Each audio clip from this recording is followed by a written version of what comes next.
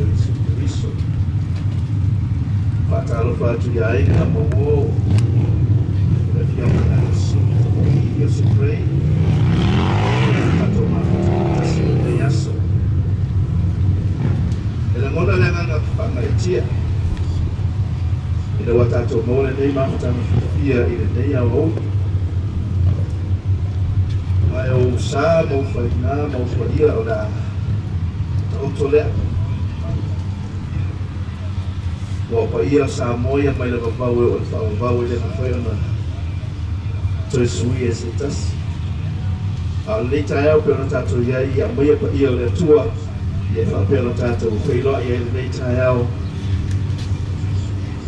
au tātou iai le sauninga o pēna tātou iai e matalofa tuaila le sofa manumaro o tātou a Yesu Kiriso sua tau sunga mwhaitua le nata koe lea la whanau Ainga uo mai masani i au tātou mafuta le nei tai au ia le li me umalama ia la tātou tatalo ia na mata ilo tātou sauninga le nei tai au ia tātou o fatasi ma au i tatalo le tuai le matou tama o le tua e oti mai ola a fia maia e te unga atitono le mafutanga nei o fai a matou iai le whaino maina o le nei whanua e whainga whailonga e manatua ai pēla o auna i ata hui whaafitai lo lofa o mātou wola ai whafawina lo mātou whaatutua e mātou mautino ai o le oti e leo le mutaanga leo me uma a le amatanga fau e tali e mai la mātou wala au atu whaafitai ta mai ona o lo sumafa o mātou wala au e le nei tai au Amen Ia lea manoa tu nātu i pese o saunia ia tātou tu pese patasi ai ia tātou whasola tu pera tātou sauninga.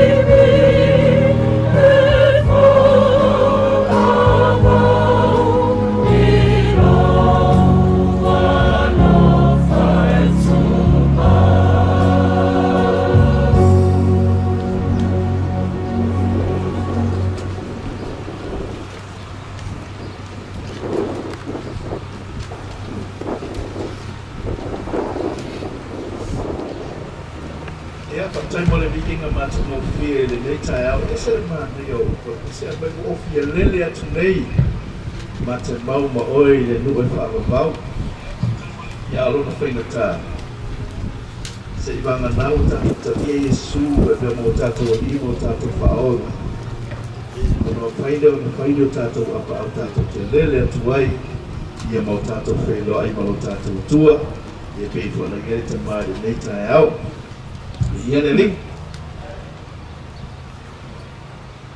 ua lua tausanga lua masina o te reido ia te oi your calculation but this is my calculation ua lua tausanga lua masina ma vai aso e whātalu ona tuua i tātou le fia mai ansu ta bui Joseph Gray e ui ina ua pei o toe la langa maiti ngā ma mawhatianga sa tātou iai i taimi ina ua ia tuua tātou ai ua leo toe tutusa amen ai ese mea tā ua mawhai o nā o ina i tātou e le ngata ia te tātou uma o tātou ainga ia maise le tina ia maeva ma le whanau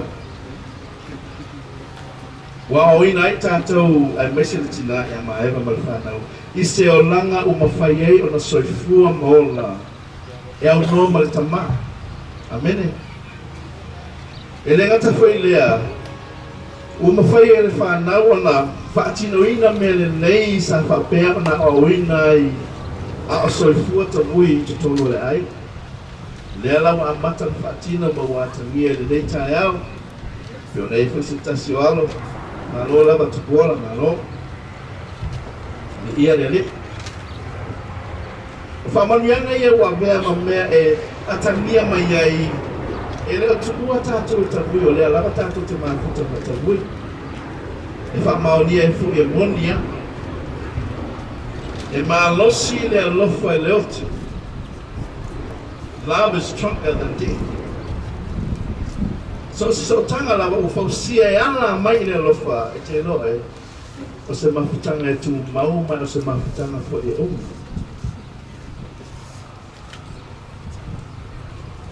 E lei la tae au ia o te kia whaita wine na i upu whapeo na te te ina i tātou au tātou e sui foni le tōni sa i le tātou au fai upu mo moa i tātou e upu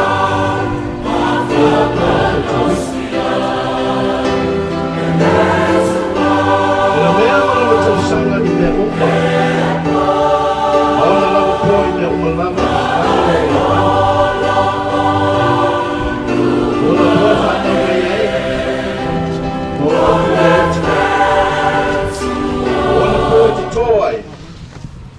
Ona po lia i le mea ua tatoi.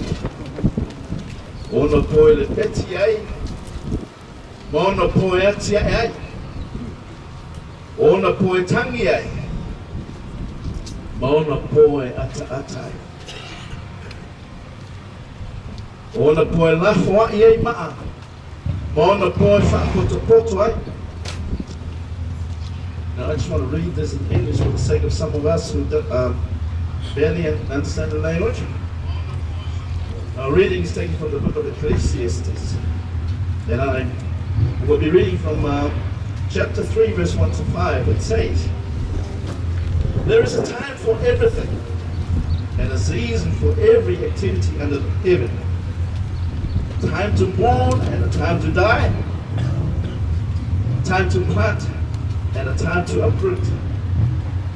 A time to break down and a time to build up, a time to weep and a time to laugh, a time to mourn and a time to dance, a time to scatter stones and a time to gather them. E whamanuia mai le tua e whaitawina lana fionga pena tātou i le leitai au. A se manatu e whaautuina ilo tātou manatu le leitai au pe tātou te whetangisi. Be tātou te ata-ata, be tātou te tauwhaitanitui, be tātou te sasa. O te mana atau ia te oima whaeloa i le tae ala nei, o le aso le nei na whai e le li, mo maeva malana panau po eno fualo o ainga mawo o lana kalesia o tau afio mai masu mai matara au mai o mata o mai fo I tato te moli mawina le nei fasi ele le nei fanua o whailonga ina o le no fuanga tu mau o le tama I ata Can you say amen? Whether we weep or laugh, whether we mourn or dance, today is the day that the Lord has made for Maeva and the children and the families and relatives, friends and members of the church to come together to mark this plot, this piece of land, this place, as Nasu Tavui Yosef prays a final resting place.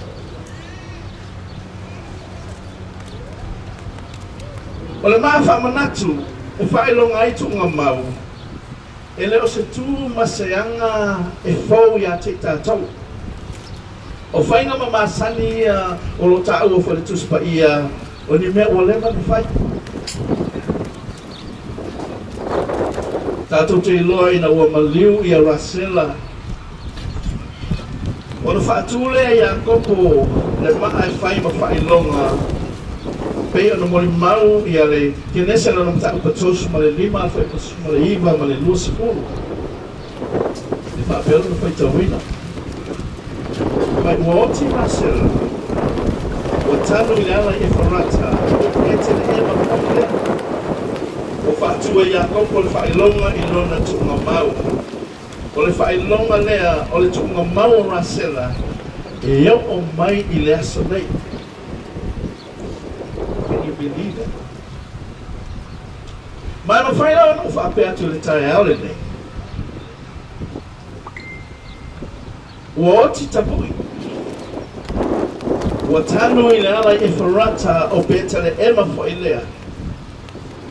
O fa tu e maeva manayo nalo. Le fa ilonga I lona tunga mau.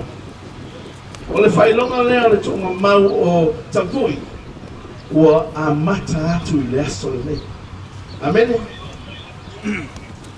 Au te mana e whailoia te tātou au te ilo, tātou umalawa o tangata lotu o tātou kimsiano, tātou te malama I le fionga le tua, tātou te iloa le tua.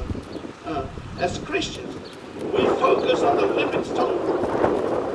Tātou te baba ai le paa leo, tātou le paa ola Joseph and Precious. Tātou te baba I o oe le kimsiano o le kimsiano. E tau la I le tātou ai tuma, I taipi uma. E whailonga ia te tātou le pāle e tau le paola na filifilia I le atua. E tā ua, pei o na mōlia. E mori mau I le mōmori pe tero tau po lofa I pe pā, I pe ono. Whapela na whai tawini. Mai o mai ia te, o tau mai ia te ia. O le paola o ia na whaina tangata. A ua filifilia I le atua. Wa tau la o tau foi. Wa ati nae o tau pe o maola.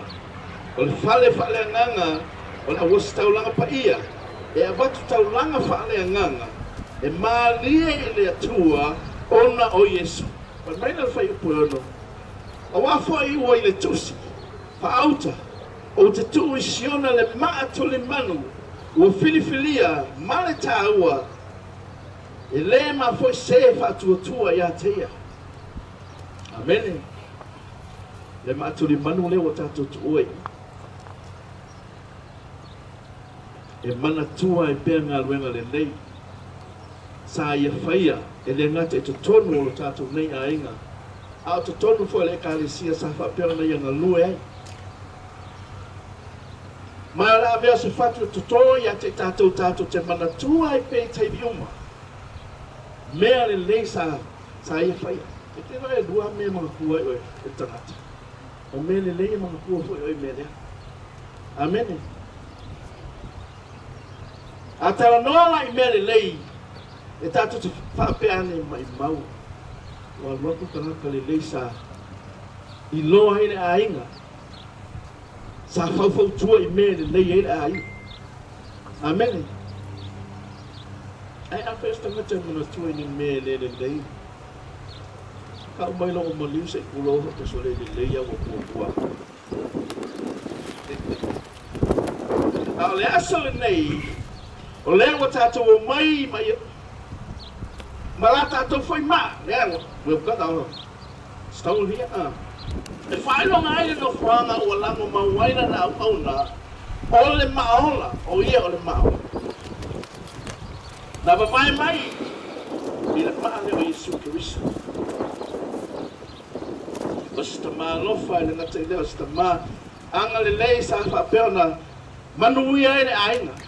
O ana ngā runga tutoro ngā runga sa mātou ngā lulue. O ia sta mafa maon. Today we come with our own stone.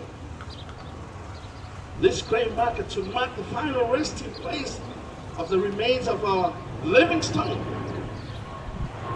A loving husband, a caring father, a faithful Christian.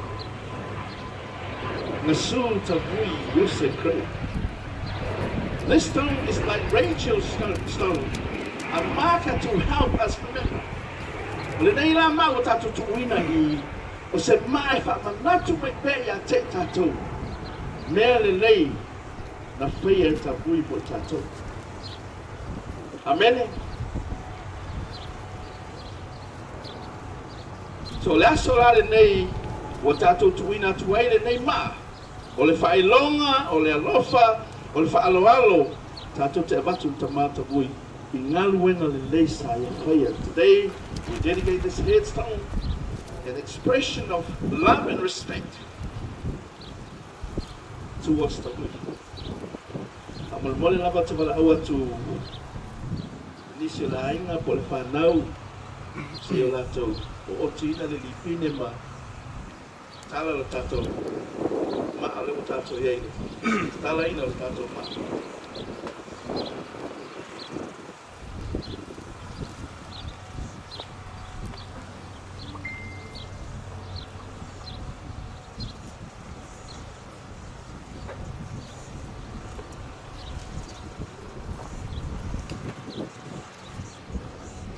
Praise the name of Jesus. Praise the name of Jesus.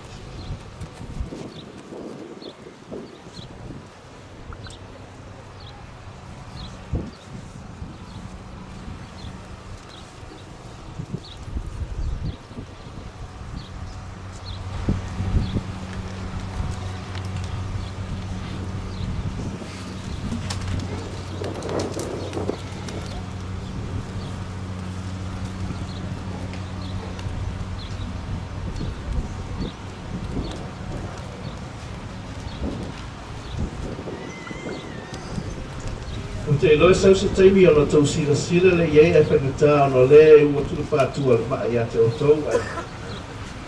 Comes a time then you will have the opportunity to see it.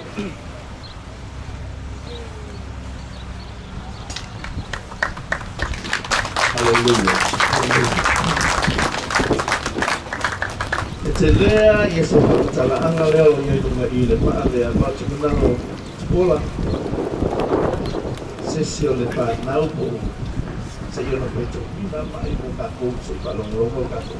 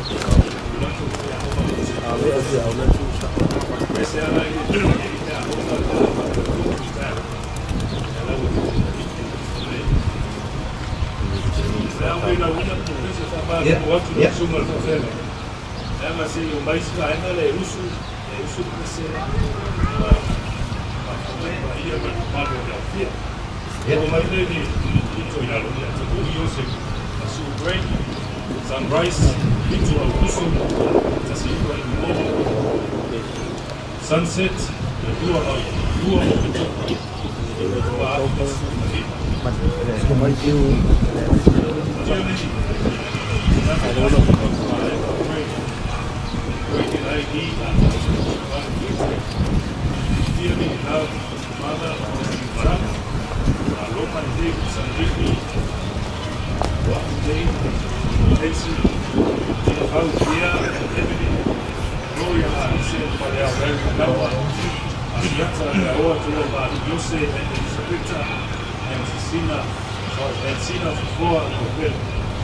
Godfather of Leao, Tortua, and Josephine, Asiata, sent in this for your friendship, Jairus, Eva, Marie, Raya, Marcella, Chester, Roland, George, Joseph, Vale, Vicky, Ahora, Annabelle, Desmond, Oscar, Eva, Angela,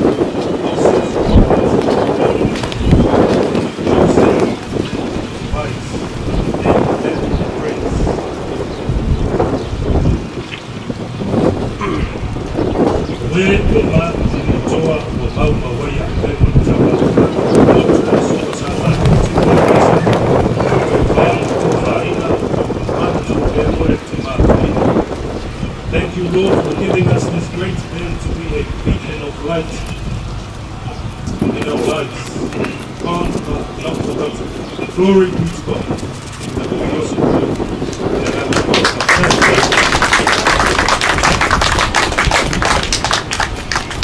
That's never know what I lucky night at the beginning of it.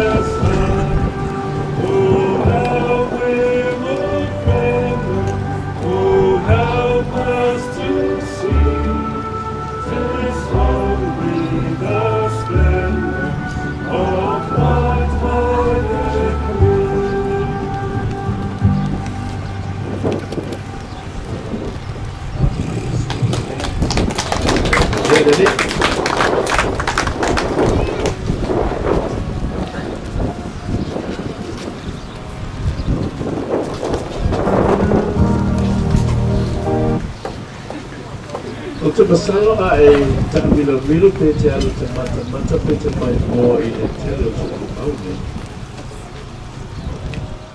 O te tatunu ne e se tu mamau e le o ye se verse ko se fai te tono le pionga le tua.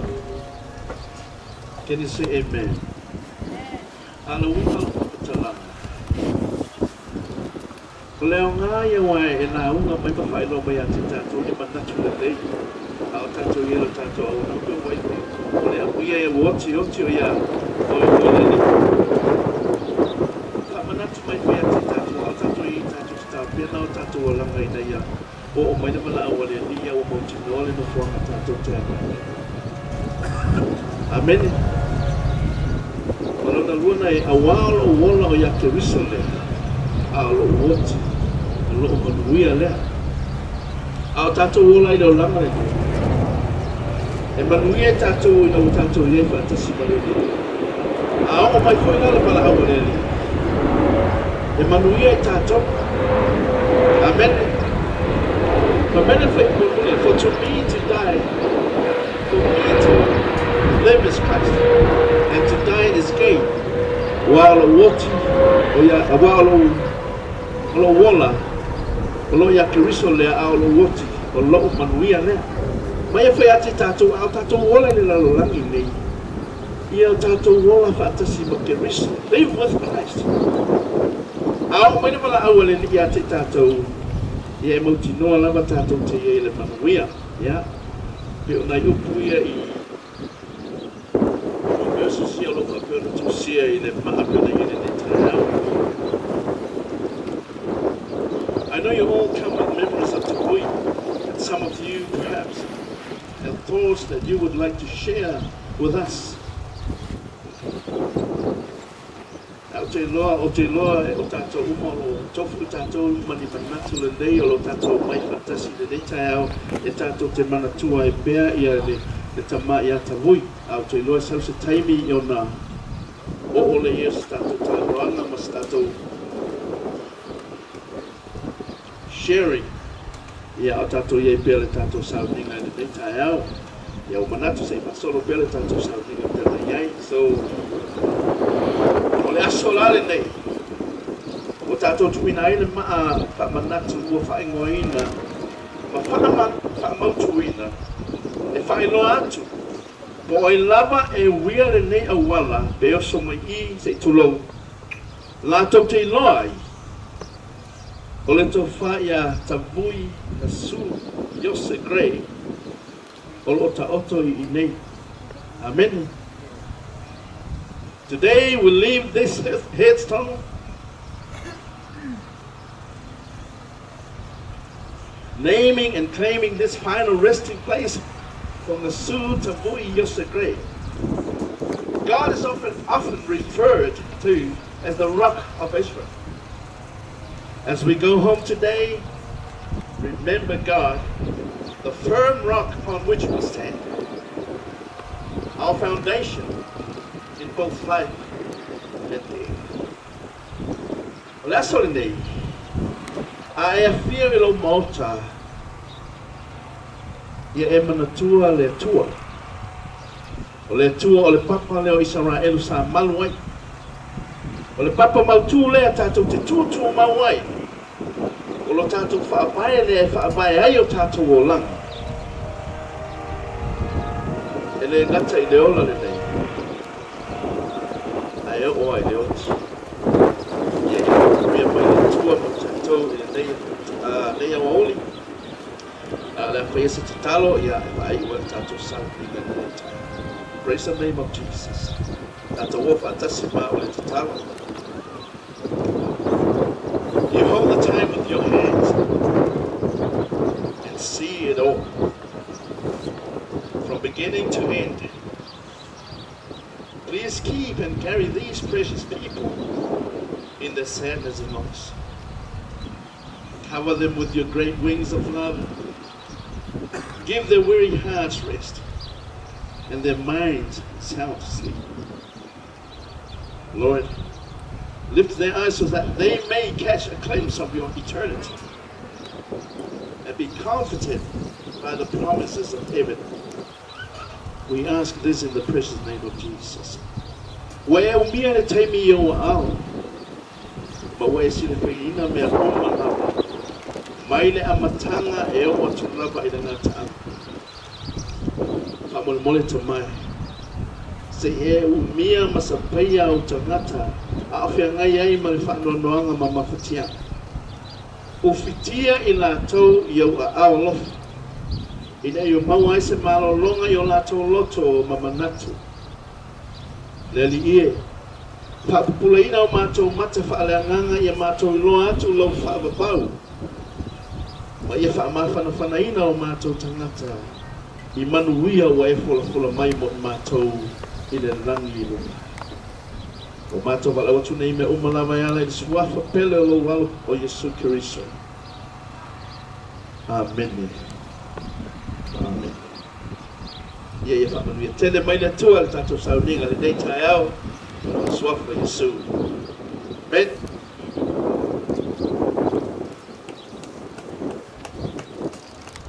Mangako lewa ka oko I liu lea kumua le kaukai. Lea foi mo maea o nga solisoli le papa. Wangi maka pumla I pei o nuku I lau whanua o le kui a kua whanofo. Lea ua mua mei maka kusaa ua maea foi o nga mumoli la awi whangaa. E pei o whakunga I la palapa na kauranga o malo. E ala I kauranga sikia lau sunga le whawhengainga kauranga. Kauia ia kokupa kau I ame whawhifonga na kapa o sili o inangi ufa fola. Sango ai au sunga I whawhengainga mumoli e kuai. Tō mātua ngana o whaakai o whaamalo. Ia sau se kaini o luma o se maku pala lau sunga o whawhengainga kaurani usa ai male whengai ai mare ngā ruenga whika e kei asa. Ia sa mātua upu lea male ngana whaawaro. Ia o ke mangako lewa kato o mai ni vaenga luma lua o kato I o kalame. Ia pa ia mare mamalu o lau ia le sunga le whawhengainga sunga whaikai o sauringa. Ia o lau whaimāruenga.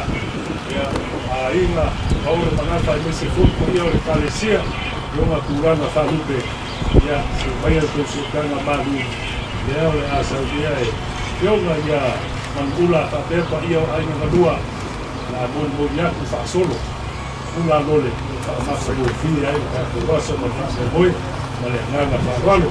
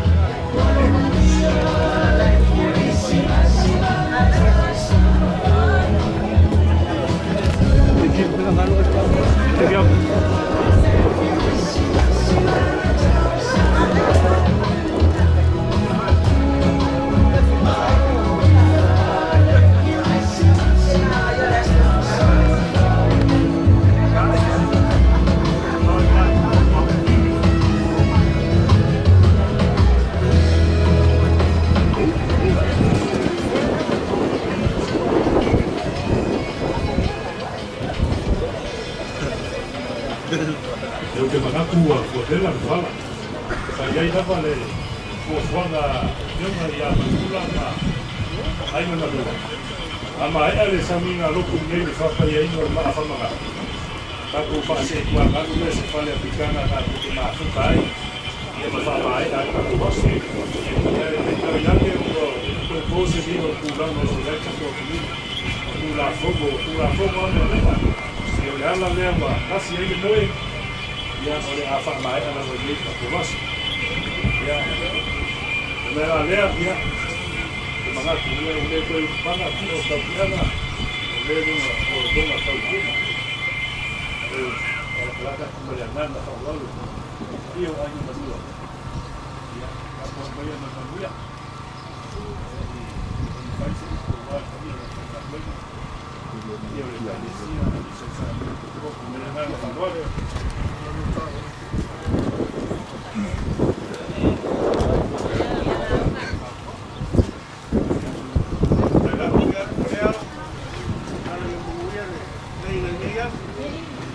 Ya kai bahia ai no lua. Ya lava so lua. Ya. La o ko fa no ya na ko ila na ya. Pa kai mo fa no ya na ka ko bahia man no ya.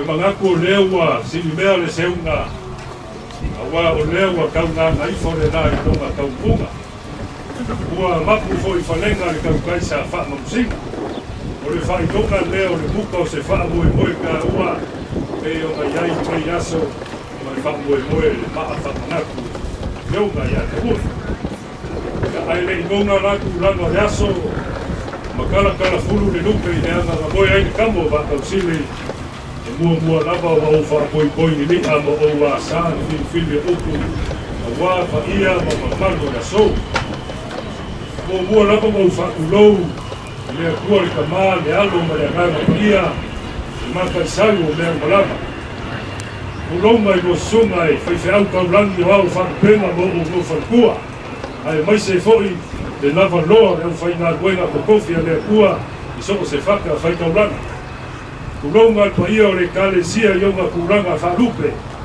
Kulonga al paia i ainga o paolo magafa e malu ai ma kongeis kue fia o Samoa. O wō mai maasangi mau mea mamai. O paia lava ia a wā kama ma o lako ainga fōi no lako kama. Ainga o kupu, ainga o ngofo, ainga o pāpā ma ainga ka whaiwha. Ia ore mamalu fōi le usonga pule ma kumua. I ku au mana kaua ainga ni kai ma le waa o whonki. Ke whakulou fo i a sua ma le mai whamua fofo mai ku rangi sa ole masale au mua ma le nau niu ma sae lua. Whakui o le moku ma ko o ko o le whale ula ma upu le mamu kele. O pa ia ma mamalu sa moa e a fua mai le kai sama samo e kui mua. Se ia pa ia ma lenga li bea ka uwilo ai ma lo kulou ramas. A mea na uleo vai e whai ma whafonga ka mori le a fionga ni a manula pa pēr fōi pa ia o a inga galua pa ia lava lea wale sua asiaka ma sa mori leoi a fio ka pa au man mamalu le ala kaua pa ia fōi a wale a fio alo singa a fio le whai whale o sa le valasi a fio le makua ma le usuani a la kai a koa ma le whai koru walo ma le koa ma upu a kusa whau ia ma kouke mori a koaisa ma kou upu o le nganga whaafikai e kusa ai mo lo kou whaapā au le so. O leo a kea ina ngi le whekue ka iai le makani. Iai fo i kai kou unga. O le wheku wao lava lea kapu i kea. E kauranga moria lau sunga le ka i le saunina. O moria kuai o ma kua nganga o whaafikai. O kala leo malia le alo e kuia anga nge yaso. E ala e tupu fola. A le upu fo i e whai au mu ma le whao seu. O se kongi le seu la kila whapulou le kua lima ma ro le whai o whaipa whawhekai le ko wha le akua whawhekai le whaukanga whaukanga nei e anga le upu fola nge yaso pa ia man makalu lau whainga duenga pa kofi le akua e so se whaka whaikauranga ia mo moli aku o maa kua ngai wal whawhekai kusa ai ma lao koukako inga upu le akumuru e mamu lava whaika o le akiongie o kakua inga le whepo e mau foi le seunga la koiva o ma o le maa vaenga le kapu i kea o le so leo a kau lau o le whakoe moe moli a kuai o maa kua ngano e whaafikai pa ia o ainga ngalua paoro magafa uo mai maasani o moli aku o maa kua ngano e whaafikai sa ai mo kou wafi o mai makala mai au le so o mau o lunga ma maa kua moe e whakoe moe le so o kou kala au mai Whaafikai no kou wama o ia o le mana waku mea fionga ia mani ula whapea pa ia o ainga malua. Le whangaloinga fōi pa ia o le kalesia i onga kūranga whalupe pou waile ngā ruenga le kua. O le aku o māku o ngāra whaafikai usa ai maro kou wafi o mai makala mai au. Māku kota o māku kure i mei aso. Ia, ai paua o lea. Ia fōi ale kikita i lea kua. Au lea kua lava. Kau vai kau o whaamoe me yasa. E whaamoe sa whauwau whaupo. A leo a koa kino o kama o wakau siri leanga. I lea lofa ma leanga ni leilo lea kua.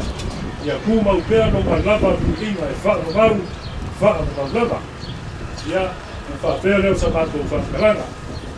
Lau sunga le, kakai o sapina. Lau sunga pai.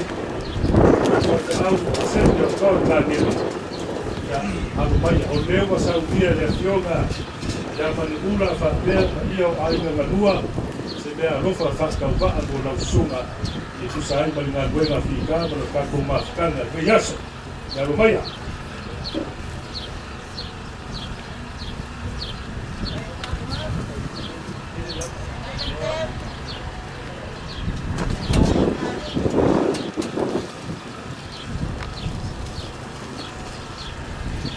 Si vaenga ngā o le mea lofa, o lau sunga kaikau o sa vienga, e le o se tukongi o le mea lofa.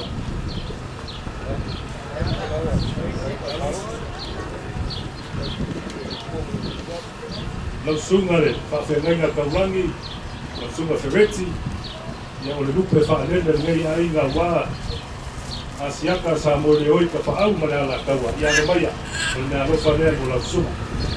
Whakakai mo whanauianga na su mai te aso.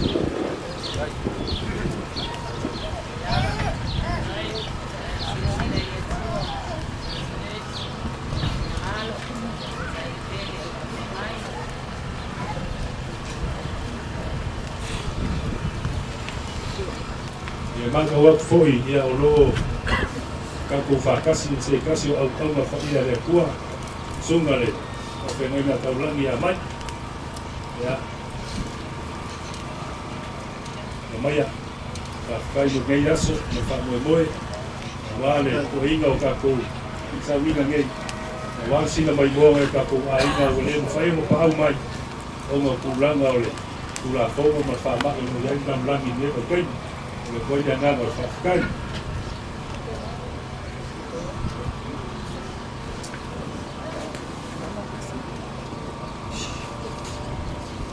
Ia pa ia le kalesia, ia ma tulanga whanupe, koupo wai ngā nguenga le tua, lau a whongo, ma mamalo le kalesia, whai whakasi mai mea. Ai le molia kore ngā rofa, akabu, mo le kalesia. Se whai atu asi na kala lea ma lea ngā whaua. O ka hui ngā soifu ai sa koikea tiko mo le meko kisi. Ia, usula i o tabu i ose ia, Manula, e alo ato a tero tu vale i tanu mamanono. O le e whakasa i tanu mamanono. Kau kua, i ngā kua, e ala i le kalesia, whakauranga. Malanga meita vuhi a e pare lua ate skulu mare lua i gei Sila. Mai whakaku ia a loma a inga. O David Saneri. I o David Saneri, o na tua a. Ta fui te au, i le kalesia le Assembly of God i Mangene. O le ala lea, o le au wai o te vui i ma ewa i a sepi o kua i ma ngere. O le pa ia le kalesia, le foi wa umanga tua, o te vui. Na manu maa lo te vui le ipu, trophy. Le mo li mame kalesia.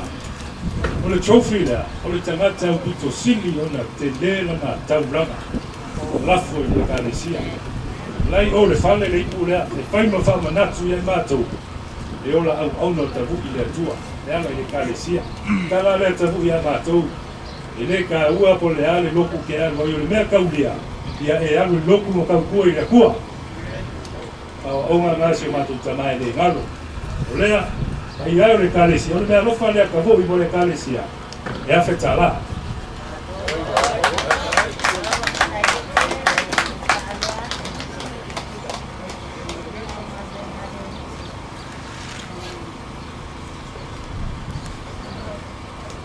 Ya, malakua, maenga ngā vaenga.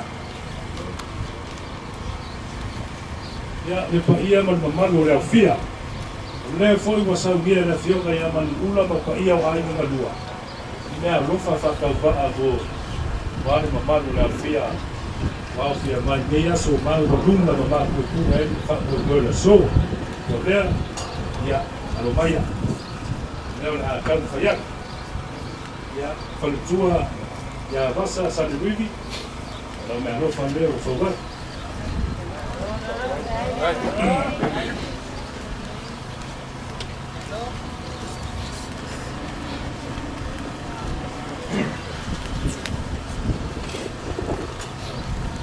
Tunga le whailau tusi le kalesia tinifu si amoa. Ya, lau mea rofa leo.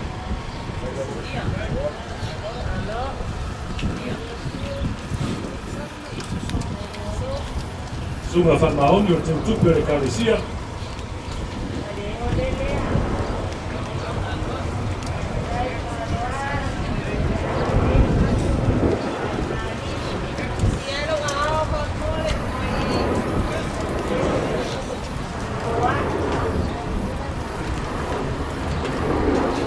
Fiona Fandanilo. Reis.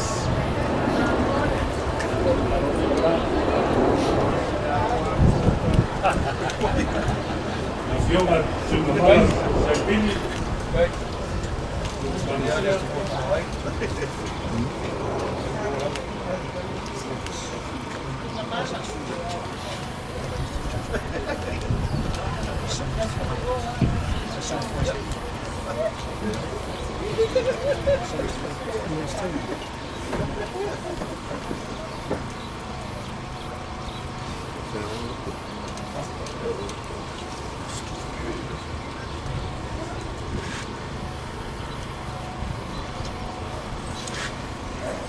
Ja, ovo Fiona Tomata Leota. Čuva.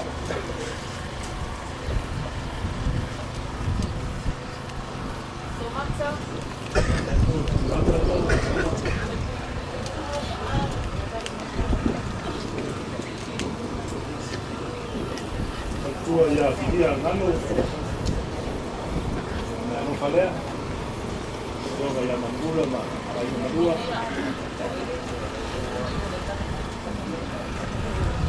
Suna Tony Malfaltua.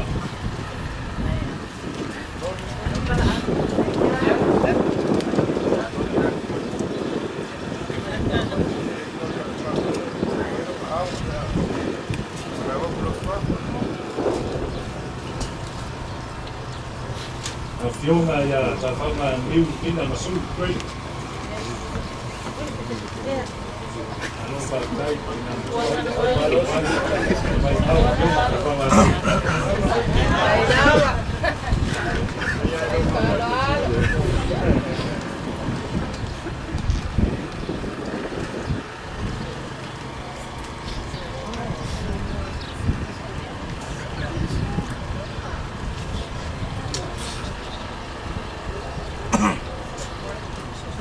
los animales van con golpe, parece que parece eso.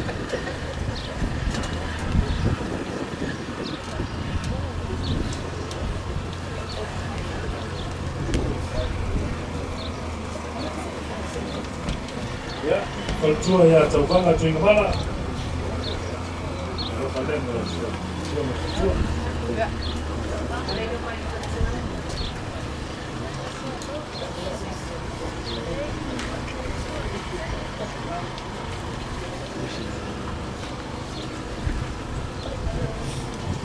Asiata Vini Malfaltua.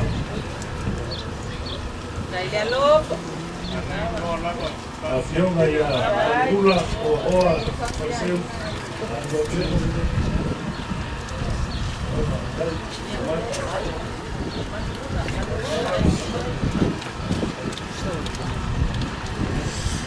Venga, Frau Joanne.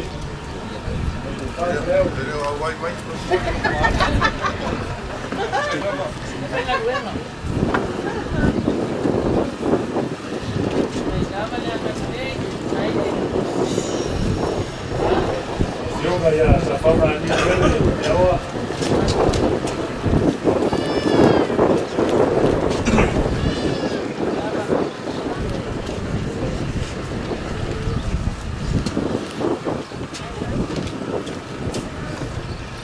Tofa siata pale Katua. Dale loca.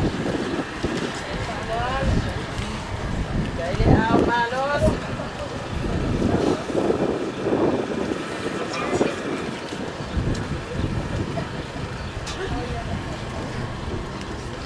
Tofa a toa para ir tu vale.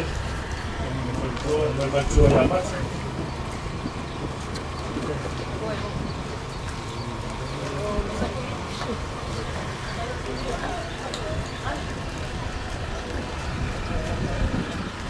Suma mole hoy ya tabu pesa na kutua. Lava, sai panola. Claro.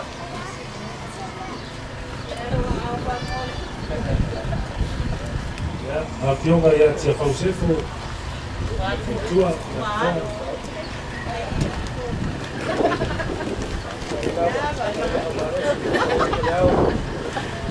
A fionga tau i meu.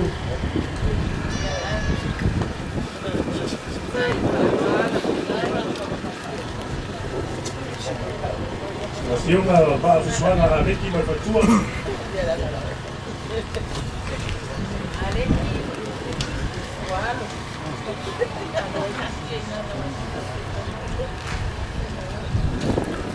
A fionga tau whakarupe e whaiu. Lawalo.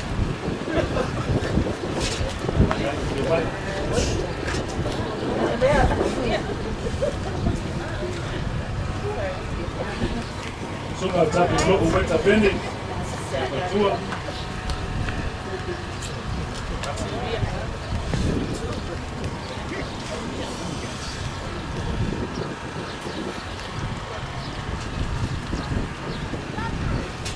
Sunga la sapi la sepe.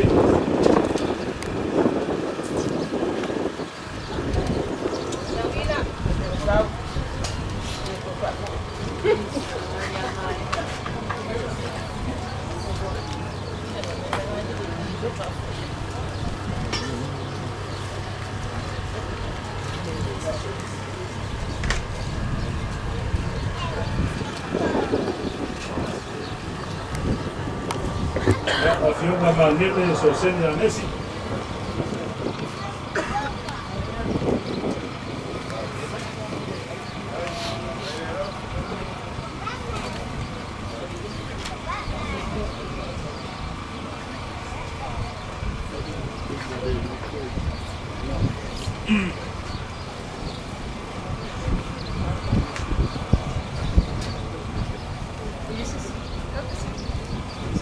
Ia o lea fo'i ua saunia le taumafutanga o nei aso ka maena le tato moi. Ia mangaku o maena le vaenga.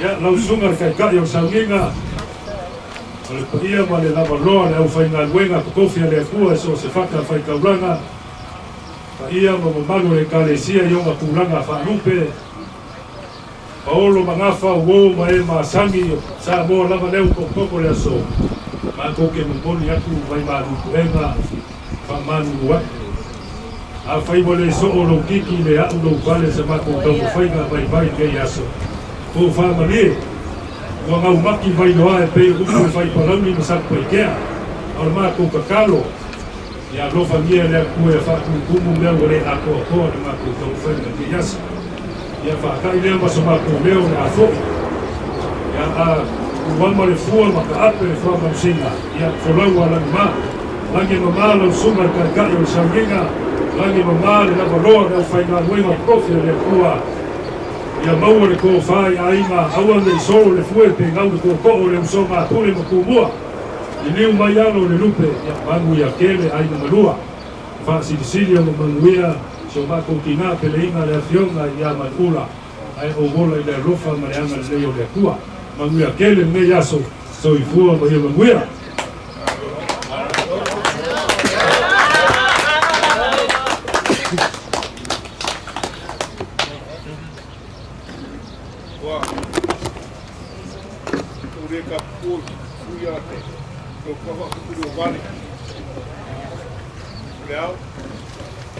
Ya, na biru que ela se viu aí, ela foi cá coisa. Eu vou para mim, pelo aí. Ya, a puas. ia whapupu mai o pela foi lá Ya. Ya, mas tu vai colocar. Ya. Ya, era para com. A tanga ni fia. Eu quero como ele, mas ele tem que. Olha aí vai casi le. Ah, o lá tu le. Ma o kalpo wai la ele ko ia ko la pa pa ora pa ia a ora pa pa pero ia que eu pa rua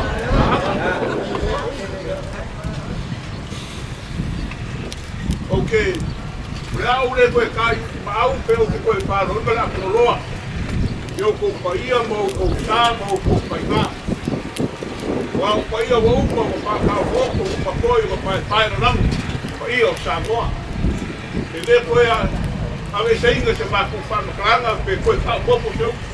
Va ia leva mas no pau. e o le whaakawau, e pei o ngai ele ke yaso. A ka tongu whamoe koe o ngai yaso. O ke ngaku o leo wa e papana o lei na toto ngai a ngai pakena. O i po koi po lai roa tia ngai ngiko tau anga, o ka ngai a ngai atu. A fia, mai a ka fia. Ngai a fia anga, ka fia na sa. Pei o ngai na so. Ai po koi po la seu ki o pai doanga ngai paleaka. Lea koe ua. Karakara furu i furu uru la au. Ia paurele sa whake ngawa. Pei o ngai ene ngai aso. Lea koe ua kūra wa kūra paiwa e pei o ngai. Ape moe moe. Manga kungaku ene paia o a inga ngarua. Paia lama lea wala pio leo tuoli. Pio la ua pakua. Tu na aro mani koa. Pa pia koe tu panikom. Ai paise le wai ngalepa. Koe sa mone oi. E ngata lea suwai ki kiaka. Wai kima le wai marae. Alo rilo mai ama. Ma pere malu le ara kaua. Ega yaso ma kou ki momoni le wha maroma le wha kai. Ongi le kua o ronga roko o ronga lei. O ma whai ai o ma wha kau ramo le wha moe moe. Wai tari komo ma kou roko le aso nei. E leo se kupu o kape le sabi koe kupu e leo se malanga le kimpia piloa. A o le aso sa akopa. O le aso sa kupo inga. Ka kui karo sanga pe kua mangianga. Pei ka yangi. Le nge o kako o oi pa le sewa sao i mamaki. I le anga le rei pa le roko o le kua pe ma yei le sou. O ma whapera se mako whaplana. Le nge yaso ma le whangoe moe mako kati kongo. O le ua mako whaitau. Mako wawa yaku a koa. Kupe le kau le fonga. Waka oko fwoi panga kia o le kau ki anga. Le fwe mo seu yuka le whaiva o le kau kai. Maka parapara. I longo whaiva e peo ngai ai. Le fwe mo koko le whaliu o longo sa aisia. A lewe se sa whaong. Le upa. Wai se sa whaong. Le upa le whaivea. E peo ngai ai le so. E le ngaka. I le maau o le pilosia. A o le whaaro mo urunga e peo ngai maa ai. Le ua mako wawa iaku o sila mio le ngai aso. Le ua susuna o whengaluenga le pua. Le ngata leo le paia man maabe seso le ngai aso. I lau keu whaakupu pa lau keu whaaralo.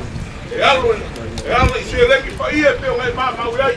Le kupe mamala o ngai aso e le koe pai o pia te o ngai aso. Ai wha malo whaakai. I pia i a inga ngarua. O le maa au pa le sia e peo ngai maa au e le aso ngai. O mako kala. E le whaamaka whairoinga se mako whaampranga. E kauia i ngai aropa le kua e koe whakukumu e le kua mewa ngā winga. O amo i papa o le kua, o amo i adio o le kape, o i whakukape, o i whakutua e le kua. O i mauka mo kurawa. A wā le anga le rei ai e teo, le rei aso. Ai si kaimi, ia kako kapa vai. Ia i omo ro kako wā. Ai kai e omo le soifua ma le ora lau lei. I o kou mauka mo kako whare. Kako wauria le roko le kua. Le tau tau koke au ia, I langa tau singa e peo ngai ai. Aga le rei le kua e lau kai ngau renga paia le kua. Kake ngā ngā lani whainga pea o maongi. A kusia ko whanga mangi whapareku. A le ngaka koe lea. Ia, se maua pere ko whapa ia wane. Kora kora ingo le akionga le kua. Aga le rei kua na inga, le kua i ainga rua. E peo ngai ai le aso ngai. Ia ua ngai. Aso soro au, pe taape papa. Awa koe ngai ngau au ka. Ia pe ngā koko le masinga, le kua e ngata koe lea. O le kua ia le ala kaua. Ia. Kai po ni yaso ka nga ya ro ko le ko pe una ko ya ni yaso fa mo kuiga mo le fa pa ya ingo le maka le maale fa mo kuiga ka mo pa ya ka mo ya nga le le kua ya pa te mo fa nga ya ka ko le aso le aso ya ka ko pa nga o ma ba nga ko fa inga le le nga ya pa ya te ka ko o ka bui o se ka nga ka siri o ngo ro fa ya ko mo le ka le siri o se tangata e siri o roko e ne kogo le kāresia, o se tangata e whaamarosi ki a kia ukai tuma. I lo wai maroro, riba wai ngā luenga rea kua, ai whaamarosi ki ukai tuma. Te ala koi lea e reiwa pere ko inga rea mako, o mo anga ngā luenga e whai. Ko i e rei, uki te mako tanga mukapu, a teimu mako makuka i mukapu. O se tangata mo koi le kono o ngāpu. E se me fa e kongo ai pe pe amo ko mo mau a ko ko ke mo mau pe amo ko so ia orang ngarwenga i kongo ngarwenga le tua tau ngai aro konia le puta puta lang boso mo kuanga le le lang e penga para u ngai ro ka ko aru ngai aso ngai se kai ka ko paate wa au le koi te umarava aga le koi ko ia ai ngorua ia pa pe ko le kalisia ai peise io ka ko ni ya como Yesu abegi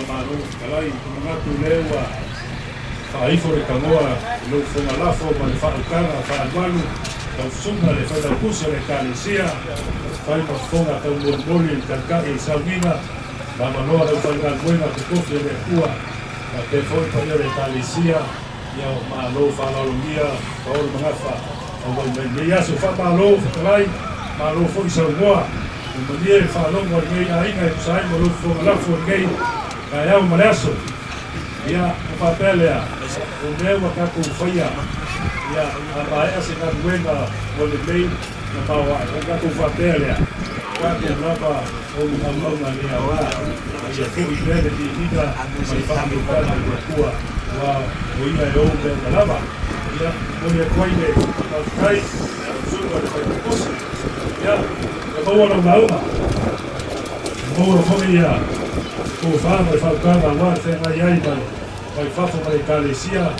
ia whapea ainga. Whapea lea ia i whaifonga leo lau whanganga whikarai whamaro whafkai. Pea fui mina o lau o maua California Kuaile e mea rofa lea Global Kingdom TV ngai mai me yasu.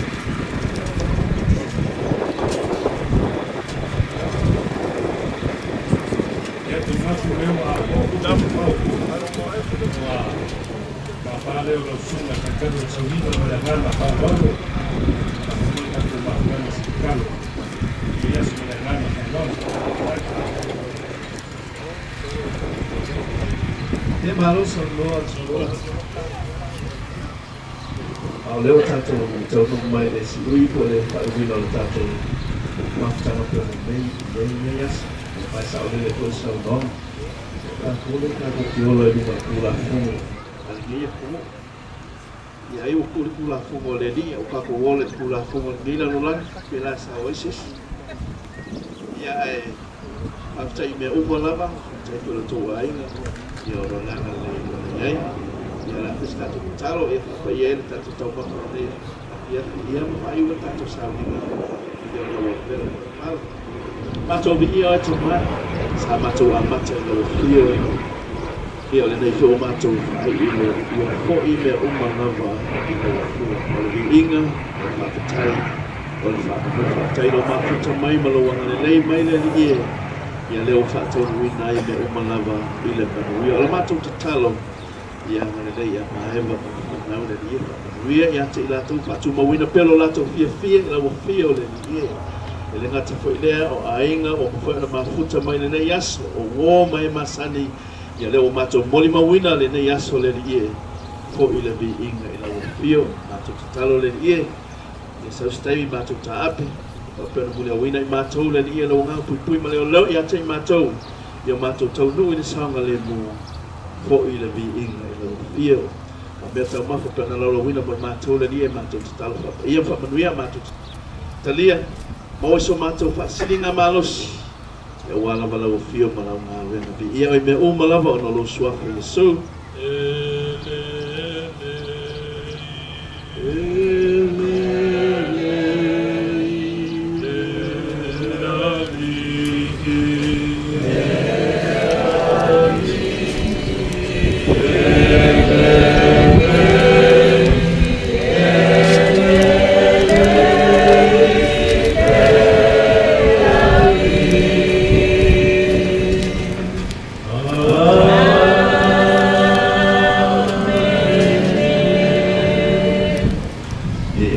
Tele mai le tua e tātou, o na suafa Yesu.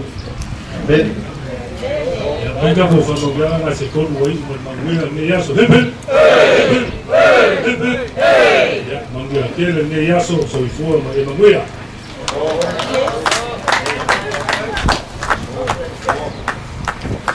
Here's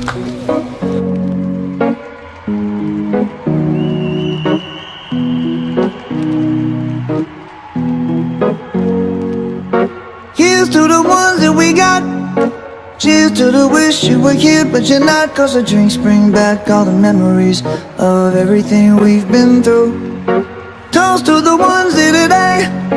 Toast to the ones that we lost on the way, 'cause the drinks bring back all the memories, and the memories bring back your.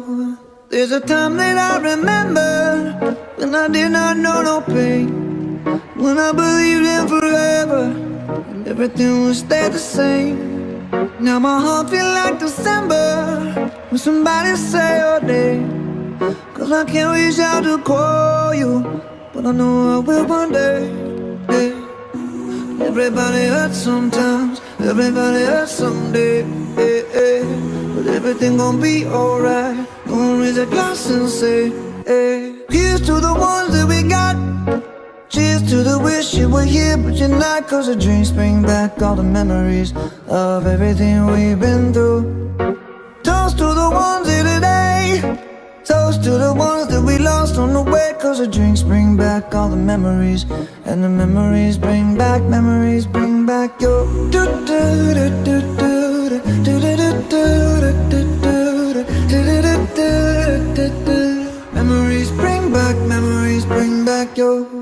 There's a time that I remember when I never felt so lost, and I felt all of the hatred was too powerful to stop. Now my heart feel like an ember, and it's lighting up the dark. I'll carry these torches for you, and you know I'll never drop. Yeah. Everybody hurts sometimes, everybody hurts someday. Yeah, yeah. But everything gon' be alright. Gonna raise a glass and say, hey. Here's to the ones that we got. Cheers to the wish you were here but you're not, 'cause the drinks bring back all the memories of everything we've been through. Toast to the ones here today. Toast to the ones that we lost on the way, 'cause the drinks bring back all the memories, and the memories bring back your. Memories bring back your.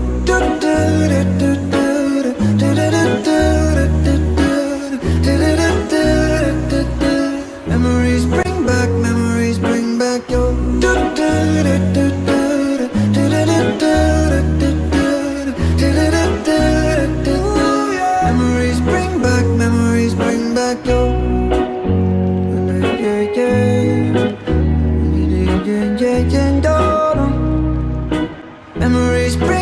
Memories bring back your.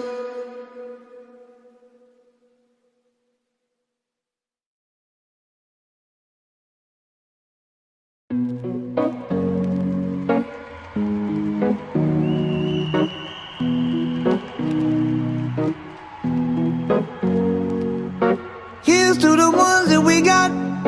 Cheers to the wish you were here but you're not, 'cause the drinks bring back all the memories of everything we've been through. Toast to the ones here today. Toast to the ones that we lost on the way, 'cause the drinks bring back all the memories, and the memories bring back your. There's a time that I remember when I did not know no pain, when I believed in forever and everything would stay the same. Now my heart feel like December when somebody say your name, 'cause I can't reach out to call you, but I know I will one day. Yeah. Everybody hurts sometimes, everybody hurts someday. Yeah, yeah. But everything gon' be alright. Gonna raise a glass and say, hey. Here's to the ones that we got. Cheers to the wish you were here but you're not, 'cause the drinks bring back all the memories of everything we've been through. Toast to the ones here today. Toast to the ones that we lost on the way, 'cause the drinks bring back all the memories, and the memories bring back your.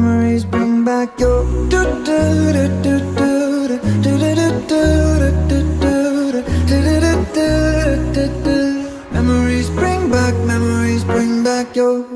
There's a time that I remember when I never felt so lost, and I felt all of the hatred was too powerful to stop. Now my heart feel like an ember, and it's lighting up the dark. I'll carry these torches for you, but you know I'll never drop.